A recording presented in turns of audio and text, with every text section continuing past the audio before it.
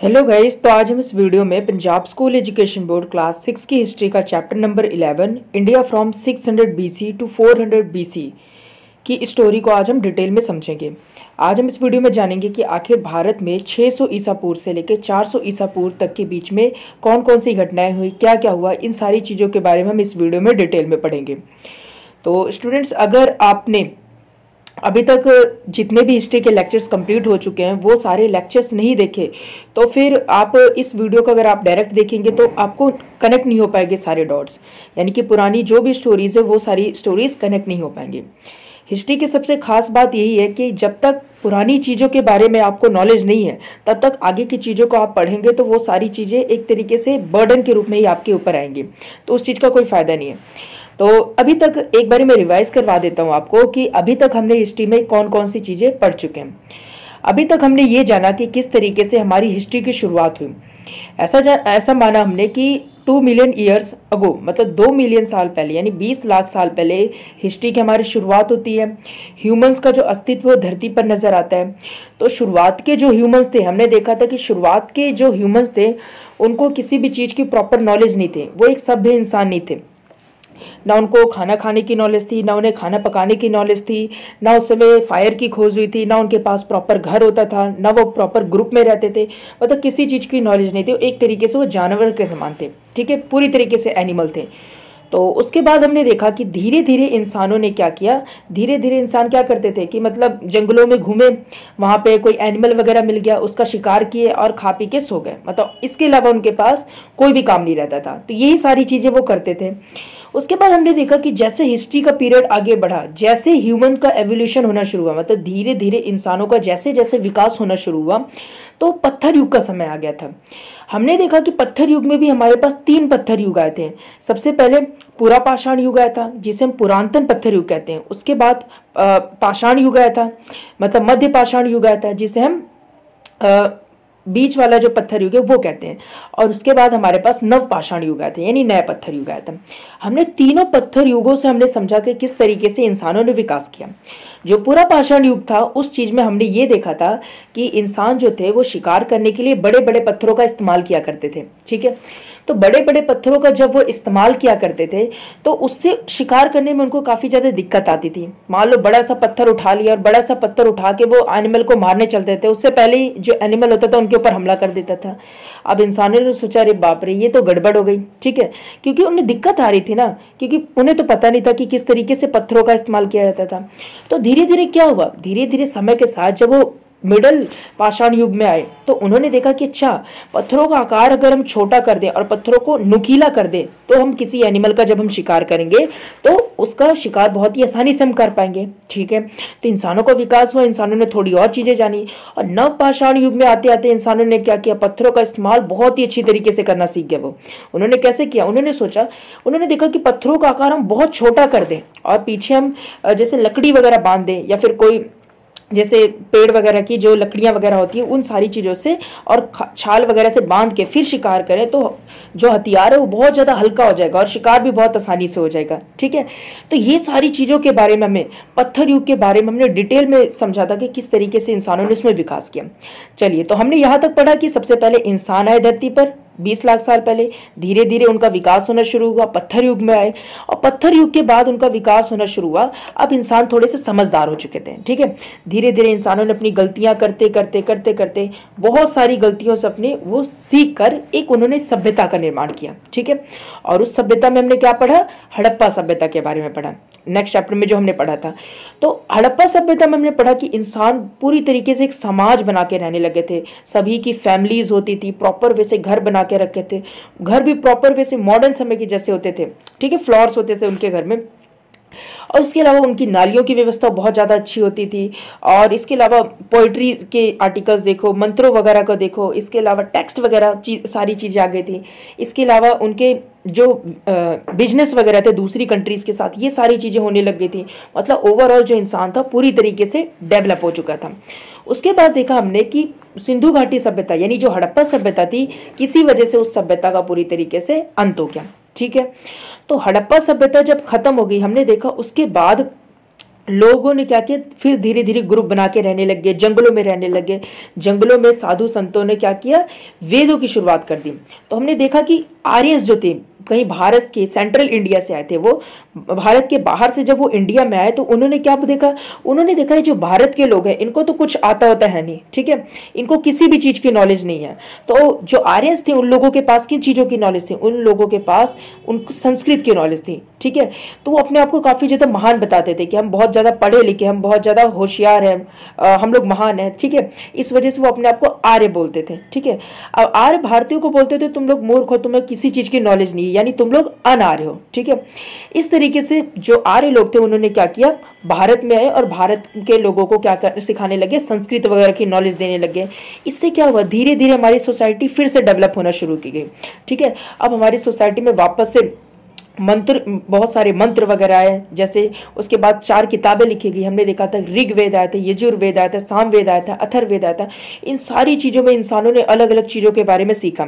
इंसानों ने इलाज करने के बारे में सीखा, जादू काले जादू वगैरह होती है, इन सारी चीज़ों के बारे में सीखा, ठीक है। मतलब इंसान और ज़्यादा डेवलप हो चुका था, ठीक है।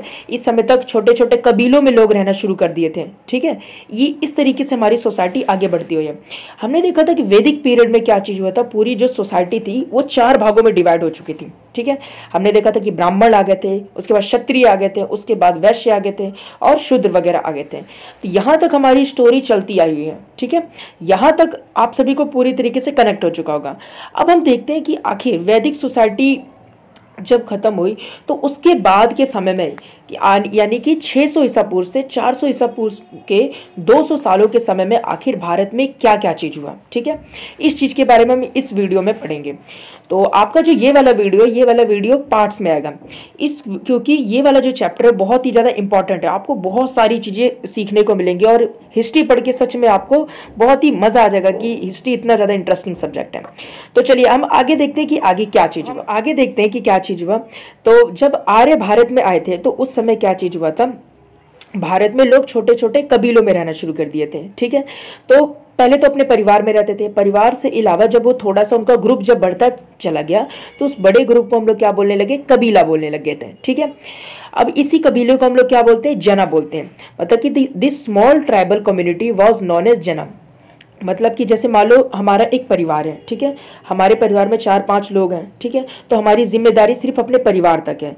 तो उसके बाद क्या चीज़ हुआ, जब वो परिवार के बाहर के लोग में ये लोगों ने ग्रुप बनाना शुरू किया कि मतलब हमारा परिवार है, हमारे आस पड़ोसी हैं, इस तरीके से उन्होंने एक ग्रुप बनाने लगे। तो एक छोटे से जो उनका ग्रुप था उसको हम लोग बोलते थे ट्राइबल कम्युनिटी, यानी उसको हम लोग क्या बोलते थे, जना बोलते थे।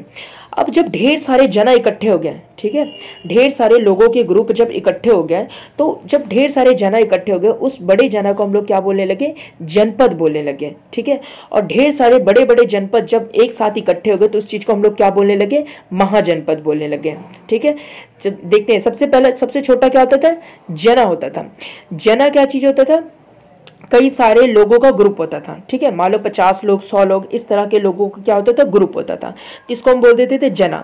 जब इस जना में और सारे जना इकट्ठे हो जाते थे, जैसे मान लो 100 लोगों का ग्रुप इधर भी है, 100 लोगों का ग्रुप इधर भी है, तो ये सारे जना जब आपस में इकट्ठे हो गए तो इस जना का आकार क्या हो गया, बढ़ गया। तो जब इसका आकार बढ़ गया इस चीज़ को हम लोग क्या बोलने लगे, जनपद बोलने लगे। इसी तरीके से क्या हुआ, कई सारे और बड़े बड़े जनपद आए, जैसे कि मान लो एक बड़ा जनपद यहाँ पर है, एक बड़ा जनपद यहाँ पर है। अब जिस इंसान का ये वाला जनपद है, ठीक है, जिस इंसान का ये वाला जनपद है उसने सोचा मैं इस जनपद को भी अपने में मिला लूँ, इस जनपद को भी अपने में मिला लूँ। तो इसने क्या किया, युद्ध वगैरह करके इस पूरे जनपद को अपने में मिला लिया। तो इस जनपद का आकार बढ़ा गया और इस चीज़ को हम लोग क्या बोलने लगे, महाजनपद बोलने गया। तो ओवरऑल समझ में आया, जना क्या चीज है, छोटा। जना जब अपना आकार जना जब अपना आकार बड़ा कर लेता है तो उस चीज को हम बोल देते हैं जनपद। जनपद अपना आकार जब और बड़ा कर लेता है तो उस चीज को हम लोग बोल देते हैं महाजनपद। तो यहां तक आप सभी को क्लियर होगा। तो क्या चीज बोल रहा है, from the literary sources of Buddhist text and Jain text, बोल रहा है बुद्धिज़्म के टेक्स्ट हैं, मतलब कि बुद्धिज़्म की जो भी किताबें वगैरह मिली हैं हमें, और जैनिज़्म की जो भी किताबें वगैरह मिली हैं, उससे हमें ये जानकारी मिलती है कि उस समय में, यानी कि 600 ईसा पूर्व से 400 ईसा पूर्व, इस समय में हमारे पास कितने महाजनपद थे? टोटल 16 महाजनपद थे। ठीक है, यानी बड़े बड़े जो साम्राज्य थे वो कितने थे? 16 महाजनपद उस समय के हुआ करते थे। उन 16 महाजनपदों में से जो इंपॉर्टेंट महाजनपद थे, ठीक है, जो जरूरी महाजनपद कौन कौन से थे? काशी था, कोसला, अंगा, वत्स, अवंती और मगध था। ये सारी चीजें थी।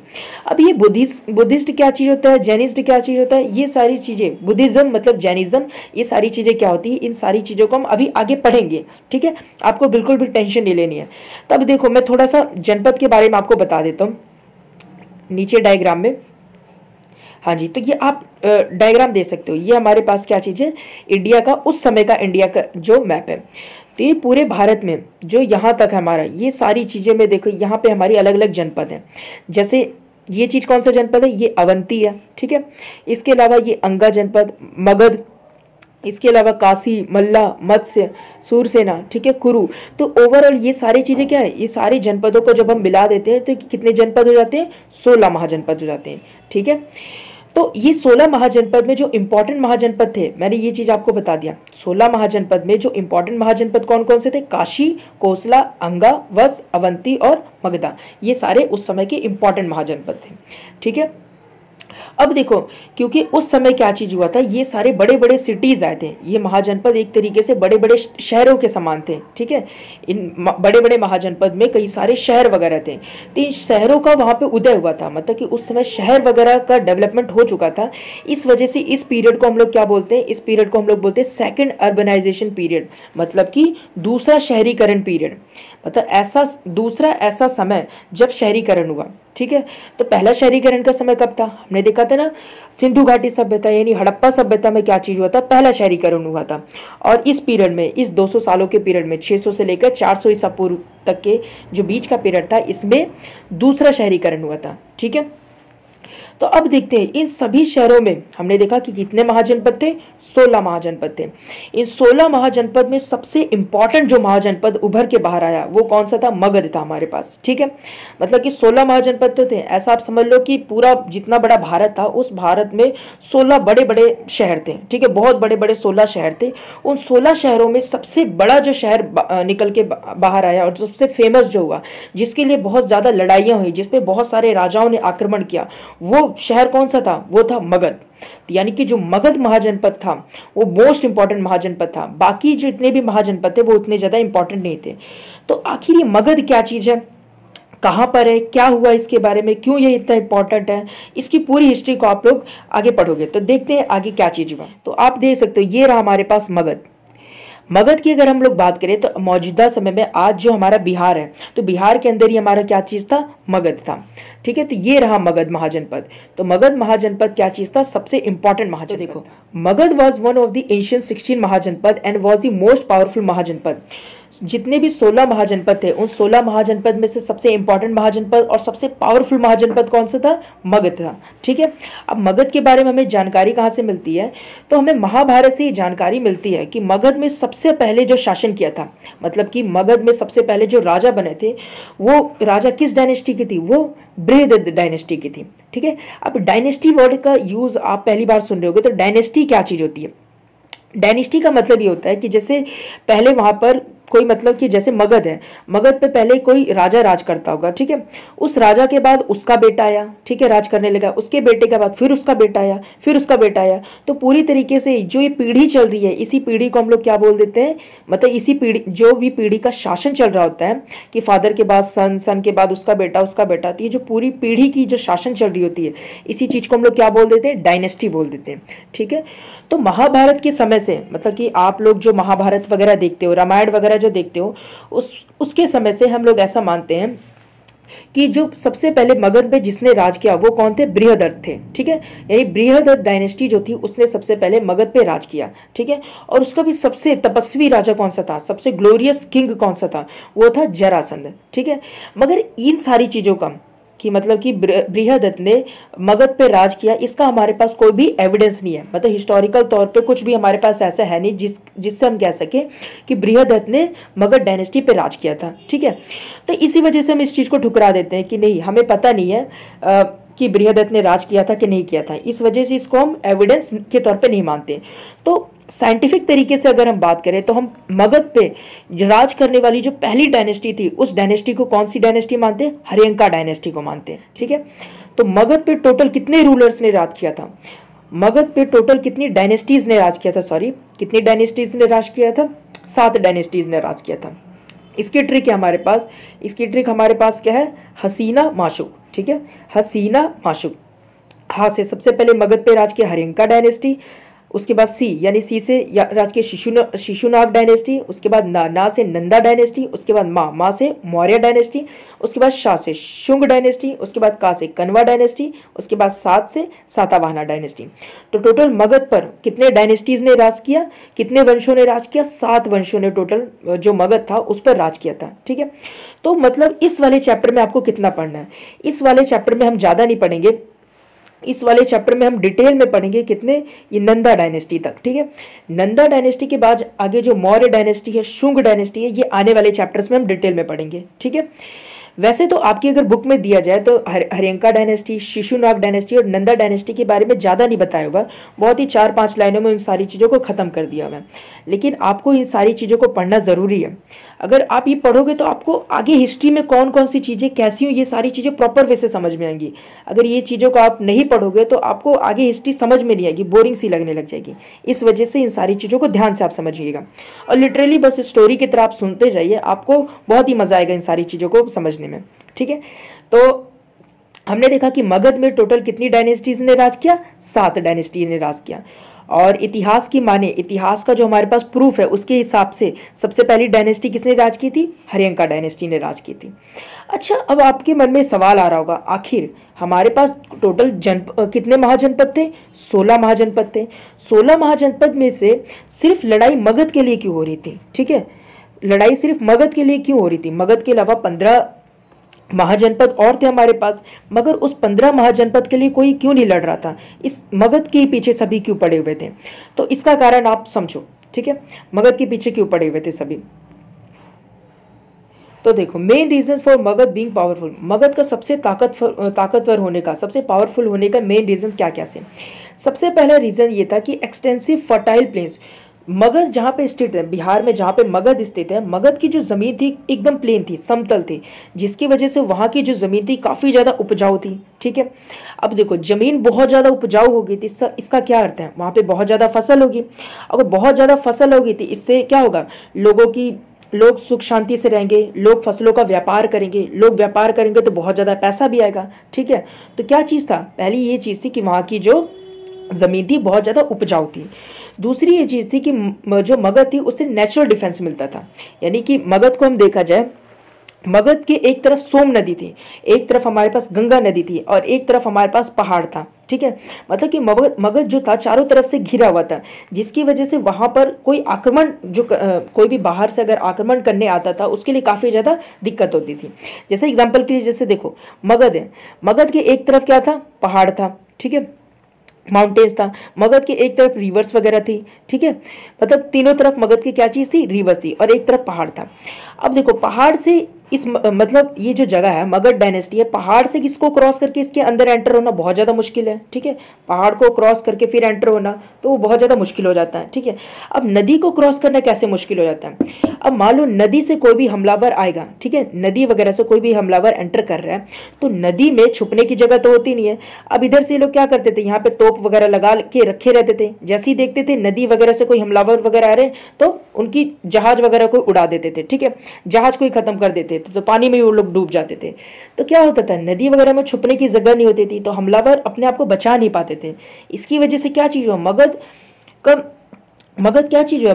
मगध को नेचुरल डिफेंस मिल जाती थी, यानी कि मगध पे हमला करना बहुत ज़्यादा मुश्किल हो जाता था बाहरी आक्रमणकारियों के द्वारा, इस वजह से। तो दूसरा कारण ये था। तीसरा कारण ये था बिजनेस ग्रोथ। अब मैंने आपको बताया कि मगध का बिजनेस ग्रोथ कैसे होता था। वहाँ की जो ज़मीन थी काफ़ी ज़्यादा उपजाऊ थी। इसकी वजह से वहाँ पे क्या चीज़ था, बिजनेस वगैरह, मतलब कि बहुत ज़्यादा उपजाऊ ज़मीन होने की वजह से वहाँ की जो फसलें वगैरह होती थी वो बाहरी देशों में और कई डायनेस्टीज़ वगैरह में, मतलब कि और भी जितने भी महाजनपद वगैरह थे वहाँ पे इसका व्यापार होता था, जिससे क्या चीज़ होता था, वहाँ की बिजनेस बहुत ज़्यादा अच्छी होती थी। ठीक है। इसके अलावा जो मगध था, मगध का पूरा एरिया किससे भरा हुआ था, फॉरेस्ट से भरा हुआ था। और उस फॉरेस्ट में क्या चीज़ मिलती थी, फॉरेस्ट में देखो सबसे पहले बहुत बड़ी मात्रा में लकड़ियां वगैरह मिल जाती थी। ठीक है। इसके अलावा वहाँ पे एलिफेंट्स थे, और उस समय एलिफेंट्स ऐसे थे कि मान लो आज के समय में अगर किसी के पास जैसे लड़ाकू विमान हो, उस तरीके से एलिफेंट्स हैं। एलिफेंट्स का इस्तेमाल किस लिए किया जाता था, जंग वगैरह में लड़ाई करने के लिए किया जाता था। तो जिसके पास एलिफेंट है यानी वो किंग जो है बहुत ज़्यादा पावरफुल है। ठीक है। तो देखो जंगलों से लकड़ियाँ वगैरह मिल जाती थी, और वहाँ पे एलिफेंट्स क्या करते थे, एक तरीके से उनके, अब बात करो हथियार के तौर पे वो इस्तेमाल किया करते थे। ठीक है। इसके अलावा मगध में क्या हुआ था, use of iron in agriculture. Magadh में जो कृषि थी, कृषि में आयरन का इस्तेमाल होना शुरू हो गया था। हमने देखा था कि वैदिक पीरियड में क्या चीज़ हुआ, लेटर वैदिक पीरियड में, मतलब उत्तर वैदिक पीरियड में लोहे वगैरह का आविष्कार हो गया था। तो मगध में क्या होता था, कृषि वगैरह में लोहे वगैरह का इस्तेमाल किया जाने लगा हल वगैरह चलाने के लिए। इससे क्या चीज़ हुआ, देखो लोहे वगैरह आ गए तो हल वगैरह चलाना काफ़ी ज़्यादा इजी हो गया। ठीक है। हल वगैरह से क्या हुआ, मिट्टी वगैरह के छोटे छोटे टुकड़े हो गए, मिट्टी को पूरी तरीके से प्लेन कर दिया गया, जिससे क्या वो फसल की मात्रा और ज़्यादा बढ़ गई, मतलब कि उसमें उपज और ज़्यादा बढ़ चुकी थी। ठीक है। इसकी वजह से क्या हुआ, उनका बेनिफिट काफ़ी ज़्यादा होने लग गया था। ठीक है। बहुत ज़्यादा व्यापार में आगे बढ़ने लगे थे। इसके अलावा क्या हुआ, ट्रांसप्लांटिंग पैडी। इसके अलावा उन्होंने क्या चीज़ डेवलप किया, पैडी का ट्रांसप्लांट करना। तो उन्होंने कौन सी कला सीखी थी, जैसे कि चावल वगैरह की खेती जो होती है, उन्होंने सीखा कि चावल वगैरह की जो बीज होते हैं, बीज को सबसे पहले अगर हम नर्सरी में ग्रो कर दें, और नर्सरी में ग्रो करने के बाद जो वो छोटे छोटे पौधे के रूप में तैयार हो जाते हैं, उन पौधों को हम क्या करें, ज़मीन पे ग्रो करें, तो उससे फसल क्या होती है, बहुत ही अच्छी होती है। तो क्या चीज़ होता था, इन सारे कारणों की वजह से, कौन कौन से कारण थे, वहाँ की ज़मीन काफ़ी ज़्यादा उपजाऊ थी, फसल वगैरह काफ़ी होता था, और मगध के आसपास पहाड़ थे, मगध के एक तरफ पहाड़ था, तीनों तरफ नदियाँ वगैरह थी, एलिफेंट्स थे, फॉरेस्ट में लकड़ियाँ वगैरह मिल जाती थी, एग्रीकल्चर काफ़ी ज़्यादा अच्छा होता था। इन सारे कारणों की वजह से क्या चीज़ हुआ, मगध काफ़ी ज़्यादा पावरफुल हो गया था। ठीक है। मगध काफ़ी ज़्यादा पावरफुल था। इसी वजह से क्या होता था, सभी मगध के पीछे पड़े हुए थे, सभी चाहते थे कि मगध हमारे पास आ जाए, मगध उनके पास आ जाए। ठीक है। इसी वजह से मगध के लिए काफ़ी लोगों ने लड़ाई की। अब मगध के लिए कितने डायनेस्टीज ने लड़ाई की, हमने देखा कि 7 डायनेस्टीज ने लड़ाई की। कौन कौन सी, हर्यंका डायनेस्टी, शिशुनाग डायनेस्टी, नंदा, मौर्य, शुंग, कण्व, सातवाहना। हम कितने लोगों के बारे में इसमें पढ़ेंगे, हम इसमें नंद डायनेस्टी तक पढ़ेंगे। तो चलिए वन बाय वन करके हम सबसे पहले पढ़ते हैं। सबसे पहले हम पढ़ते हैं हर्यंक वंश के बारे में। क्या कि हर्यंक वंश किस तरीके से, एविडेंस के तौर पर, इतिहास की जो हमें जानकारी मिली है उसके हिसाब से हम मानते हैं कि हर्यंका डायनेस्टी पहली थी जिसने मगध पे राज किया। हर्यंका डायनेस्टी की जो शुरुआत हुई थी, हर्यंका डायनेस्टी ने 544 बीसी से 412 बीसी तक मगध पर राज किया। अब देखो हर्यंका डायनेस्टी में टोटल कितने राजा हैं, हर्यंका डायनेस्टी में टोटल 4 शासक हुए थे। सबसे पहले हुआ था बिंबिसार। ठीक है।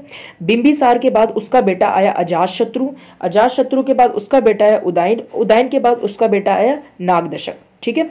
बिंबिसार, बिंबिसार का बेटा अजातशत्रु, अजातशत्रु का बेटा उदयन, उदयन का बेटा नागदशक। ठीक है।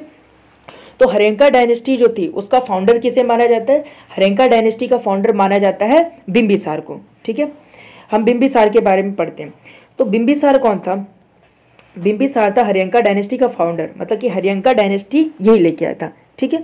शुरुआत में इसने अपनी कैपिटल गिरिब्रज को बनाई थी, मगर बाद में इसने अपनी कैपिटल कहाँ पे शिफ्ट कर दी, राजगिरी में शिफ्ट कर दी। ठीक है। अब मगध, जैसे एग्जांपल के लिए समझो कि ये मगध है। ठीक है। मगध में इसने अपनी कैपिटल सबसे पहले गिरिब्रज को बनाया था। ठीक है। यहाँ पे देखो गिरिब्रज को बनाने के बाद इसने अपनी कैपिटल को कहाँ शिफ्ट कर दी, राजगृह में शिफ्ट कर दी। अब राजगृह में इसने शिफ्ट करने का एक कारण था, जो राजगृह था वो चारों तरफ से पहाड़ों से घिरा हुआ था। ठीक है। तो चारों तरफ से पहाड़ों से घिरा हुआ था, तो उसमें आक्रमण करना बाहरी हमलावरों के लिए क्या ईजी नहीं होता था, वो पूरी तरीके से सेफ प्लेस होती थी। इसी वजह से बिंबिसार ने क्या किया, राजगृह को अपनी कैपिटल बना लिया था। ठीक है। अब इसके अलावा जो बिंबिसार था वो अपनी जो डायनेस्टी थी, मतलब अपना जो जिस एरिया में वो राज करता था मगध के, उस चीज़ को वो और भी ज़्यादा बढ़ाना चाहता था आगे। ठीक है। तो ये काफ़ी ज़्यादा होशियार शासक था, ठीक है, इसके अंदर दिमाग काफ़ी ज़्यादा था। तो इसने अपने टेरिटरी को आगे बढ़ाने के लिए क्या किया, इसने कई सारे सिस्टम निकाल दिए। पहला सिस्टम इसने क्या निकाल दिया कि ये शादियाँ करता था, मतलब कि क्या इसने क्या सोचा कि चलो ऐसा करते हैं, हम अलग अलग ऐसी रानियों को ढूंढते हैं कि जिनके पास ज़्यादा डायनेस्टी हो, ठीक है, जिनके फादर के पास, हम उनसे क्या कर देंगे, उनकी उस जो फादर है उसकी बेटी से शादी कर लेंगे और उसके बाद उसका जो भी टेरिटरी है उसको अपने कब्जे में मिला लेंगे। तो पहला चीज़ तो इसने ये किया, ठीक है। इसके तहत उसने क्या किया, 3 शादियां की थी। पहली शादी उसने किससे की थी, कोशला देवी से की थी, ठीक है, कोशला देवी से की थी और इससे उसे काशी मिल गया था, ठीक है, दहेज में। दूसरी शादी इसने की थी चेलना नाम की रानी से की थी और इससे क्या चीज़ मिल गया था, वैशाली मिल गया था। तीसरी शादी इसने की थी खेमा नाम की प्रिंसेस से और उससे इसको क्या मिल गया था, पंजाब मिल गया था। तो कौन कौन सी, काशी से मिला पहली शादी से, दूसरी शादी से वैशाली मिला और तीसरी शादी से इसे क्या चीज़ मिला, खेमा, तीसरी शादी से इसे क्या चीज़ मिला, सेंट्रल पंजाब मिला। अब देखो मैं इसको आपको मैप में दिखाता हूँ। देखो ये रहा हमारे पास मगध, ठीक है, पहली शादी की थी तो इससे क्या चीज़ मिला, काशी मिल गया। तो देखो ये रहा मगध, ठीक है, काशी मिला तो ये रहा, काशी भी मगध में मिल गया, ठीक है। इसके अलावा काशी के अलावा और क्या चीज़ मिल गया, इससे कोशला भी मिल गया, ये कोशला भी इसके कब्जे में आ गया, ठीक है। पहले यहाँ तक मगध तक था, मगध के बाद काशी मिला शादी से, उसके बाद कोसला मिला शादी से, ठीक है। तो इससे क्या चीज़ हुआ, इसकी जो टेरिटरी थी वो बहुत ज़्यादा एक्सपेंड हो गई, मतलब शादी कर करके दहेज में जगह को ले लेके क्या किया, इसने अपने आप का और भी ज़्यादा विस्तार कर लिया, मगध को और भी ज़्यादा बड़ा कर लिया, ठीक है। अब देखिए क्या हुआ, इसके अलावा इसने अंगा को भी जीत लिया था, मतलब कि अंगा का जो शासन था उसको भी क्या करके जीत के अपने कब्जे में मिला लिया। तो ये रहा अंगा, ये रहा मगध, अंगा को भी मिला लिया, ठीक है।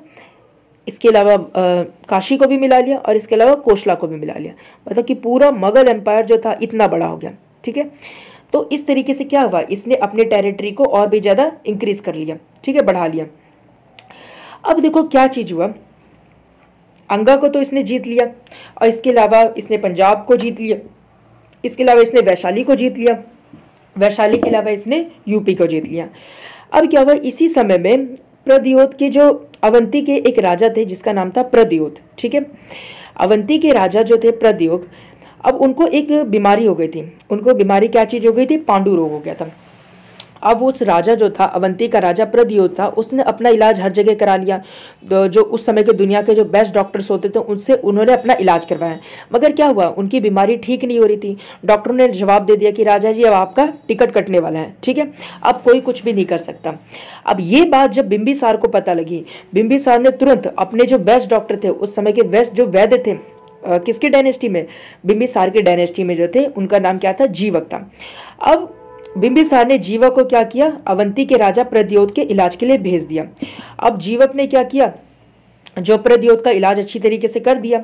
अब प्रद्योत जो थे ठीक हो गए थे। अब प्रद्योत क्या चीज़ हुआ, काफ़ी ज़्यादा खुश हो गए बिंबिसार से और बिंबिसार से बोले कि बोलो क्या चाहते हो। अब बिंबिसार ने क्या किया, उनकी खुशी का फ़ायदा उठा के उनसे अवंती टेरिटरी मांग ली। तो मतलब देखो, मगध पहले इतना बड़ा था, मगध में क्या किया, काशी को मिला लिया, काशी के बाद किसको मिला लिया, कोशला को मिला लिया, कोशला के बाद किसको मिला लिया, अंगा को मिला लिया। अब ये रहा हमारे पास अवंती। अब अवंती को तो मतलब लड़ाई करने की जरूरत ही नहीं पड़ी, मतलब क्या चीज़ हुआ, उसके राजा को ठीक करके मतलब क्या किया, पूरी अवंती को उसने क्या किया, मगध के साम्राज्य में मिला लिया। इस तरीके से देख रहे हो आप, बिंबिसार कितना ज़्यादा होशियार शासक था, मौके का वो फायदा उठाता था, ठीक है। अब देखो, अब बिंबिसार क्या हुआ, मतलब इस तरीके से वो अपनी टेरिटरी को बढ़ाता हुआ आगे चला गया। अब इसका बेटा जो था अजातशत्रु, अब अजातशत्रु देखता है कि मेरे पिताजी तो मतलब अपनी टेरिटरी को आगे ही बढ़ाते जा रहे हैं, शादियां कर करके, अलग अलग तकनीकें अपना के, ठीक है। अब इसका बेटा जो अजातशत्रु था वो भी राजा बनना चाहता था। अब अपने पिताजी से जाके कहता है कि अब आप कुर्सी से हटिए, अब आपकी उम्र हो चुकी है, ठीक है, अब मुझे राजा बनने का मौका दीजिए। अब बेचारा जो बिंबिसार था वो कहता है कि नहीं बेटा, अभी मुझे राजा बनने रहने दो, ठीक है, अभी मैं और राजा की जो पोजीशन है उसका लुत्फ उठाना चाहता हूँ। अब अजातशत्रु को इससे गुस्सा आ जाता है, ठीक है। अजातशत्रु क्या करता है, गुस्से में आके अपने पिताजी को उड़ा देता है, ठीक है, यानी कि अजातशत्रु क्या करता है, अपने फादर की डेथ कर देता है, उनका मर्डर कर देता है और अजातशत्रु क्या बन जाता है, मगध का अगला शासक बन जाता है। यानी कि देखो, बिंबिसार का जो बेटा था अजातशत्रु, उसने बिंबिसार को खत्म कर दिया और खुद शासक बन गया। अब अजातशत्रु के बारे में हम पढ़, अजातशत्रु 492 से लेकर 461 तक, 492 से लेकर 461 बीसी तक अब वो राजा बना रहा। ठीक है, अब क्या चीज हुआ, अजातशत्रु ने अपने पिता की को मर्डर अजातशत्रु ने अपने पिता का मर्डर किया था, इसलिए इसको क्या कहा जाता है, पैट्रियार्की कहा जाता था। ठीक है, इसको क्या कहा जाता था, पैट्रियार्की कहा जाता था। अब अजातशत्रु का मतलब क्या होता है, अजातशत्रु का मतलब होता है डिस्ट्रॉयर ऑफ एनिमी, मतलब कि दुश्मनों का नाश करने वाला, उसको हम अजातशत्रु बोलते हैं। अजातशत्रु को एक नाम से और जाना जाता था, कुनिक। ठीक है, अजातशत्रु को कुनिक नाम से जाना जाता था। ठीक है, अजातशत्रु ने क्या किया था, अजातशत्रु ने वैशाली पर अटैक किया और उसे मगध में मर्ज कर दिया। ठीक है, यानी कि देख रहे हो क्या चाहिए, मगध में अंगा भी आ गया। ठीक है, अब ऊपर से वैशाली भी आ गया, इधर से हमारे पास काशी भी आ गया और इधर से हमारे पास कोशला भी आ गया। ठीक है, अब इसके अलावा क्या चीज़ आ गया, अवंती भी इसके कब्जे में आ चुकी थी पूरी तरीके से। ठीक है, चलिए तो आगे देखते हैं क्या चीज़ हुआ। अजातशत्रु के समय में अजातशत्रु ने दो तरह के हथियारों का इन्वेंशन किया था। अजातशत्रु के समय में दो तरह के हथियारों का इन्वेंशन हुआ था। एक हथियार था हमारे पास महाशिला कंटक और दूसरा हथियार था हमारे पास रथ मूसल। अब ये चीज़ क्या होती है, आपने बाहुबली मूवी देखी होगी, बाहुबली मूवी में एक हथियार था रथ मूसल, यानी कि जिससे ऐसा मतलब हथियार था वो जिससे क्या पत्थर बरसाए जाते थे। बाहुबली मूवी में आपने देखा था ना कि उसमें ऊपर से क्या उस हथियार से पत्थर बरसाए जाते थे। इसके अलावा महाशिला कंटक ऐसा हथियार होता था जो घोड़े के आगे बांध दिया जाता था, और जब घोड़ा तेजी से रथ मतलब तेजी से दौड़ता था तो वो चीज़ क्या होती थी, उस हथियार वो तेजी से घूमता था और जितने भी उसके सामने मतलब लोग आते थे, विद्रोही आते थे, वो सभी क्या हो जाते थे, जितने भी उसके सामने लोग आते थे वो सभी कट जाते थे। तो ये दो हथियार क्या इन्वेंशन हुआ था उस समय, महाशिला कंटक और रथमूसल। चलिए इसी तरीके से देखो अजातशत्रु ने क्या किया, ओवरऑल रिवाइज करा देते हैं। हमने देखा कि बिंबिसार था, बिंबिसार ने अपनी राजधानी राजगिरे को बनाई, उसने कई शादियां की थी और शादियां कर करके पहली शादी में उसने कोशला को अपने कब्जे में मिला लिया, दूसरी शादी में उसने क्या किया, वैशाली को अपने कब्जे में मिला लिया, तीसरी शादी में उसने सेंट्रल पंजाब को अपने कब्जे में मिला लिया। उसके बाद उसका बेटा आया। ठीक है, उसका बेटा अजातशत्रु जो था उसने क्या किया, वैशाली को अपने कब्जे में कर लिया, क्योंकि वैशाली से दहेज आना बंद हो गया था। ठीक है, अब अजातशत्रु के समय में दो हथियार है, महाशिला कंटक और रथमूसल। उसके बाद देखिए अजातशत्रु का जो बेटा था उदयन, उदयन भी अपने फादर के पास जाता है और बोलता है कि अब राजगद्दी खाली कर दीजिए, अब मेरी भी राजा बनने की इच्छा है। और क्या हुआ, अजातशत्रु ने क्या किया, जैसा उसने कर्म किया उसके साथ वैसा ही हुआ। उदयन ने क्या किया, अजातशत्रु ने राजगद्दी खाली करने से मना कर दिया, तो उदयन ने क्या किया, अपने फादर को उड़ा दिया। ठीक है, और उसके बाद क्या बन गया, उदयन मगध का नेक्स्ट शासक बन गया। यानी उदयन का समय पीरियड कब से कब था, 461 से लेकर 445 बीसी तक। अब उदयन का समय आ चुका था, उदयन ने भी अपने फादर की किल कर दिया था, इस वजह से उदयन को क्या कहा जाता था, पितृहंता कहा जाता था, क्योंकि इसने अपने फादर को मारा था, इस वजह से इसको कहा जाता था, पितृहंता कहा जाता था। ठीक है, अब क्या चीज़ हुआ, इसके अलावा इसने ही establish a city near the confluence of the Ganga and the Son river name Pataliputra. अब क्या चीज़ हुआ, इसने एक शहर की स्थापना की, कहाँ पर, गंगा नदी और सोन नदी के बीच में, और उस शहर का क्या नाम था, पाटलिपुत्र था। ठीक है, मतलब कि एक तरफ से यहाँ पे देखिए मगध में एक तरफ से गंगा रिवर बहती है, एक तरफ से सोन रिवर बहती है, उसके बीच में क्या चीज़ था हमारे पास, पाटलिपुत्र था, यानी आज के समय में जिसे हम पटना के नाम से जानते हैं वो चीज़ था। ठीक है, इसने क्या किया, अपनी राजधानी राजगिरी से चेंज करके कहाँ कर दिया, पाटलिपुत्र कर दिया। ठीक है, इसके जो बिंबिसार था उसने राजधानी कहाँ पे लेके गया था, राजगिरी लेके गया था, मगर उदयन ने क्या किया, उदयन ने राजगिरी से जो राजधानी था उसे उठा के कहाँ कर दिया, पाटलिपुत्र कर दिया। पाटलिपुत्र में करने का भी सेम रीज़न था, पाटलिपुत्र में अपनी राजधानी ले जाने का रीज़न क्या था, क्योंकि पाटलिपुत्र के दोनों तरफ से क्या बहती थी, नदियाँ बहती थी, तो उस पर भी अटैक करना काफ़ी ज़्यादा मुश्किल होता था। ठीक है, मतलब कि नदियों से कोई भी हमलावर आता था तो उसको देखना काफ़ी ज़्यादा ईजी होता था। ठीक है, तो राजगिरी से ज़्यादा इसे सेफ क्या लगी, पाटलिपुत्र लगी। ठीक है, अब देखो अब उदयन जो था, उदयन ने अपने बेटे को पहले ही समझा दिया था कि देख बेटा, अगर तुझे राजा बनना है, ठीक है, तो मुझे पहले ही बता देना, मैं राजगद्दी खाली कर दूंगा, मुझे मारना मत, ठीक है। तो मतलब क्या किया, उदयन ने अपने बेटे को ऐसे बोल दिया। तो उसके बाद इसके बेटे ने इसको नहीं मारा। तो उदयन के बाद जो शासक आया था वो कौन था, इसका बेटा नागदशक था। अब ये नागदशक जो शासक था, इसके अंदर दिमाग उमाग था नहीं, ठीक है, ये बिल्कुल समझदार था नहीं। और क्या हुआ, बहुत ज़्यादा प्रसिद्ध नहीं हो पाया। और नागदशक के जो कोर्ट में उनके जनरल थे, ठीक है, मतलब सेना के जो प्रमुख थे नागदशक के, उसने क्या किया, उसका नाम क्या था, नागदशक के सेना के जो प्रमुख थे शिशुनाग ने क्या किया, इस नागदशक को उड़ा दिया, ठीक है। अब शिशुनाग ने नागदशक को उड़ा दिया तो यहाँ से हरिंका डायनेस्टी का क्या चीज़ हो गया, अंत हो गया। और इसके बाद किस डायनेस्टी की शुरुआत हुई, शिशुनाग डायनेस्टी की शुरुआत हुई, ठीक है। तो हमने अभी तक क्या चीज़ देखा, हमने अभी तक ये चीज़ देखा कि हरिंका डायनेस्टी में 4 राजा आए थे।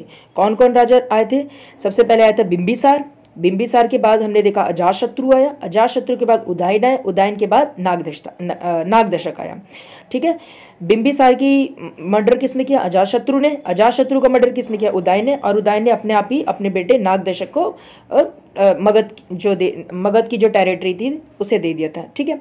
अब नागदशक की जो मर्डर था वो किसने किया, उसके जो जनरल थे, नागदशक के जो जनरल थे, सेना प्रमुख थे, क्या नाम था उनका, शिशुनाग ने इसको मार दिया। और अब क्योंकि शिशुनाग ने नागदशक की मर्डर कर दिया, तो अब नेक्स्ट डायनेस्टी कौन सी आएगी, शिशुनाग की। तो नेक्स्ट डायनेस्टी की जो शुरुआत होती है वो थी शिशुनाग डायनेस्टी, ठीक है, यानी शिशुनाग वंश, ठीक है। तो अगले वीडियो में हम क्या करेंगे, शिशुनाग डायनेस्टी के बारे में डिटेल में पढ़ेंगे, ठीक है। तो इस वीडियो को अब हम यहीं पे समाप्त करते हैं। नेक्स्ट वीडियो में हम शिशुनाग वंश को डिटेल में पढ़ेंगे। तो मुझे उम्मीद है आपको यहाँ तक जो स्टोरी हो बहुत ही अच्छी लगेगी और समझ में आई होगी, ठीक है। तो मिलते हैं नेक्स्ट वीडियो में।